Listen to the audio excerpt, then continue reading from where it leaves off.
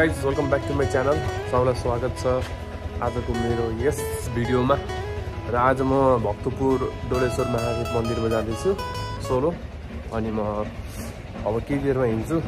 Bike start गर्न बेर लाग्यो क्या। अनि अलि चाहिँ दिउँसोको जस्तै 12:30 भएको छ। यो वाइट रोयल एनफिल्ड स्टार्ट भएन, चिसो लागेको छ। धन्न एक्सआर चाहिँ स्टार्ट भयो। त अब एकछिन इन्जिन हट गर्दैछु। अनि त्यस्तै यहाँबाट 13 किलोमिटर छ। अनि गुगल म्यापले चाहिँ आधी घन्टा देखाएको छ। अब हेरौँ, बिस्तारै जान्छु चिलपारामा। ल अब अघि बढेँ म अहिले कुमारी पार्टीबाट। काठमाडौँको मौसम चाहिँ एकदम चिसो छ। सायद देशैभरि पनि चिसो होइन। भोलि डिसेम्बर कति हो, 23-24 भोलि क्रिसमस भइगयो।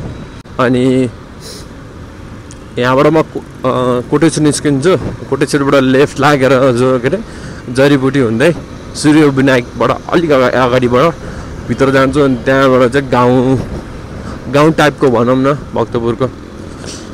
सो राम्रो छ बाटो पहिला जाँदाखेरि चाहिँ।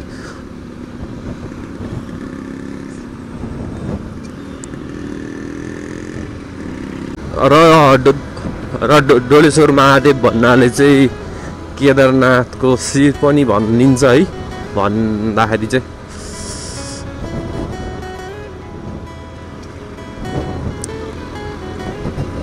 गाइज मैले अगाडि गएर बोल्दै गर्छु, तपाईँहरू हेर्दै गर्नु होला।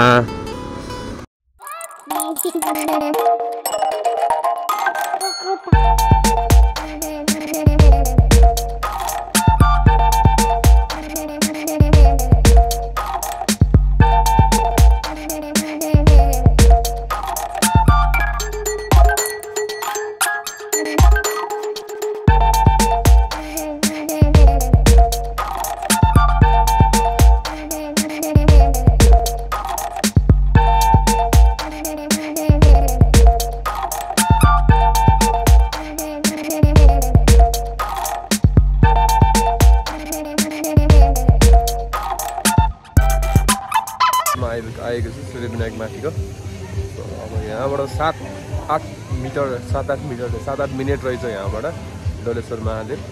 सो पहिला गणेशको दर्शन गरौँ भन्दा यहाँ छिटिहालेँ। अनि यहाँ चाहिँ पिकनिक स्पोट पनि रहेछ क्या।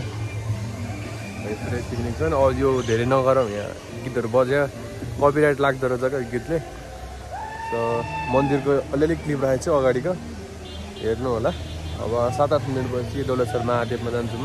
अनि त्यहाँ गएर दर्शन गर्छु है गाइस।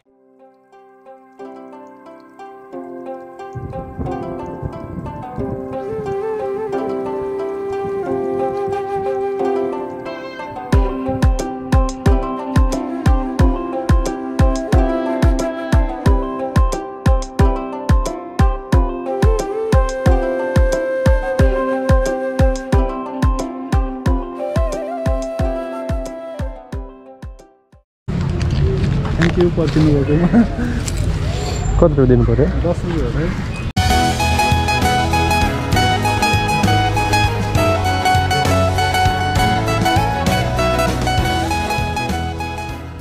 र गाइज डोलेश्वर महादेव मन्दिर अब जाँदैछु म। गाइज अहिले म पाइलट बाबा पनि जान सक्छु है, बाटो हिँड्बाट देखिसकेँ। सो पहिला चाहिँ मेरो एकदम मनपर्ने ठाउँ महादेवको मन्दिर डोलेश्वरमा जाउँ। मेरो ड्रिम पनि थियो क्या यहाँ जानलाई। मैले भ्लगिङ स्टार्ट नै यहीँबाट गर्छु, सुरुको फर्स्ट भिडियो भनेको थिएँ। तर त्यस्तै भयो। नो वरी भनौँ, भाइको अब होइन। त्यो यो केदारनाथको शीर्ष भाग पनि भन्दो रहेछन् है। यसको गलत अर्थ नलाउनु होला, मैले भन्नु खोजेको त्यस्तै हो। टिनेश्वर है, त्यही भने मैले होइन, माफ पाऊँ के गलत भएमा। सो हेर्न सक्नुहुन्छ यस्तो दामी नेचर, यस्तो बवाल छ यार बाटो।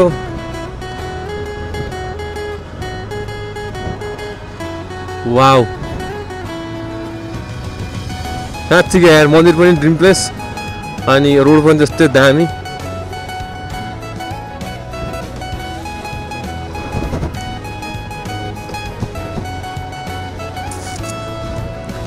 राइडको लागि दामी रहेछ क्या, सर्ट राइडको लागि, सर्ट एन्ड स्विट मिठो।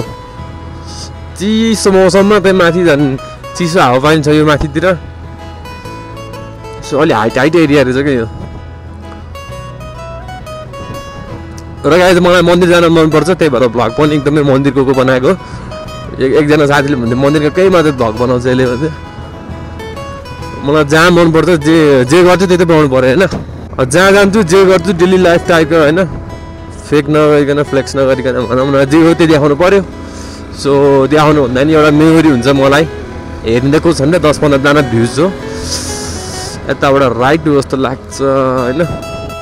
खतरा यार फुल पनि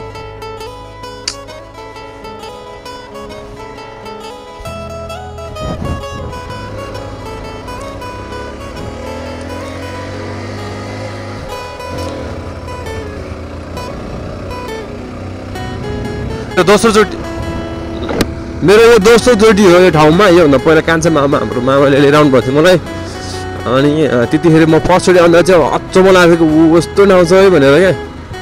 सो खुसी लाग्यो। अब नेक्स्ट टाइम आउँदा फेरि म एक्लै आएको थिएँ है भन्ने एउटा मेमोरी हुन्छ। त्यस्तै हो मेमोरी त हो नि होइन। Die with dreams, die with memories not with dreams है के भन्छ नि त्यस्तै। ल बाइक त माथि लानु मिल्छ कि मिल्दैन। डोलेश्वर मन्दिर आइपुग्यो गाइज। अब एकछिनमा म एकछिन भ्लग बन्द गर्छु है, भिडियो बन्द गरौँ अनि एकछिन पछि फेरि अन गरौँला।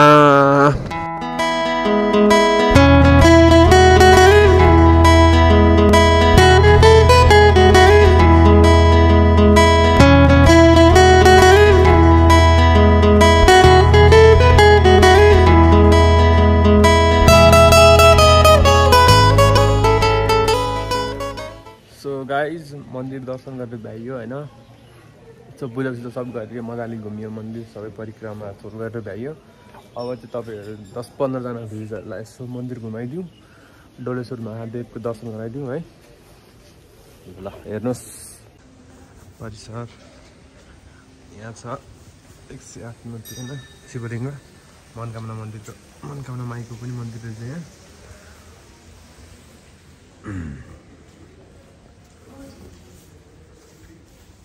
मजाले देखाउँ।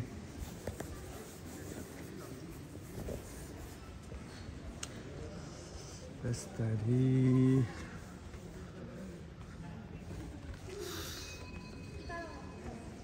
नन्दीको ठुलो मूर्ति, नन्दी भिरिङ्गी हो कि नन्दी मात्रै हो कि कसो हो। हनुमानजीको मूर्ति छ, यतापट्टि गणेश मन्दिर, अनि यहाँ भक्तजन बस्नको लागि ठुलो पाटी पौवा के भन्छ। अनि ल दर्शन गर्नुहोस् महादेवको ढाक्काला होइन।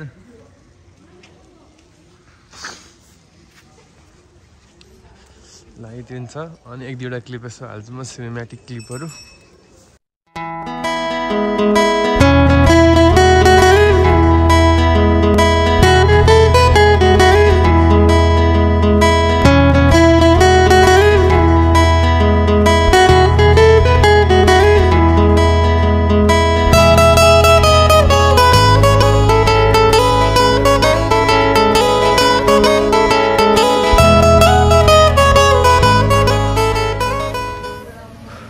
अब बाइकमा क्यामेरा सेटअप गर्दैछु गोप्रो, अनि अब चाहिँ बाइकमा मोटो भ्लग सुरु हुन्छ। त्यही नै अहिलेसम्म हेरिरहनु भएकोमा धेरै धेरै धन्यवाद।